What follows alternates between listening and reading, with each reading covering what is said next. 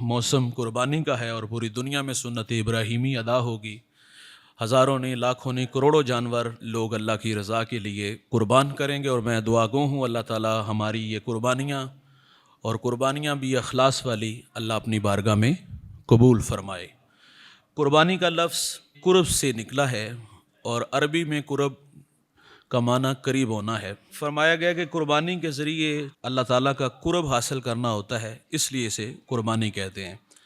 اور اصطلاحی شریعت میں قربانی ایک مالی عبادت ہے، یعنی خاص جانور خاص دنوں میں اللہ کا تقرب حاصل کرنے کی نیت سے ذبح کیا جائے تو اس کو قربانی کہتے ہیں۔ قربانی کی بہت ساری فضیلت رسول اللہ صلی اللہ علیہ وسلم نے بیان فرمائی ہے۔ حضرت زید بن ارقم رضی اللہ تعالیٰ عنہ سے روایت ہے، صحابہ نے حضور سے عرض کیا، حضور یہ قربانیاں کیا ہے؟ تو حضور فرماتے یہ تمہارے باپ ابراہیم کی سنت ہے۔ تو عرض کی حضور اس میں ہمارے لیے کیا اجر ہے؟ تو میرے نبی فرماتے ہیں ہر بال کے بدلے ایک نیکی ہے۔ تو ساتھ ہی صحابہ نے یہ بھی عرض کیا کہ حضور یہ جو اون ہے اس کے بارے میں کیا حکم ہے؟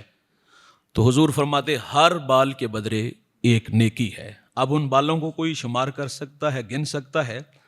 اللہ کے ہاں ان لوگوں کے لیے کتنا بڑا اجر ہے جو اللہ کا قرب حاصل کرنے کے لیے قربانی راہ خدا میں پیش کرتے ہیں۔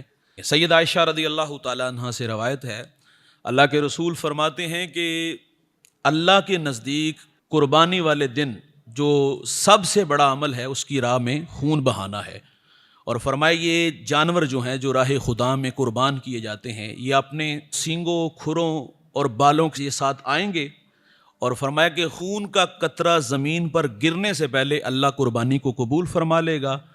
اور ساتھ میرے نبی نے فرمایا کہ قربانی کو خوش دلی سے کیا کرو، مجبوری نہیں، دکھلاوا نہیں کہ لوگ کیا کہیں گے، بلکہ قربانی کو محض اللہ کی رضا کے لیے خوش دلی سے کیا کرو۔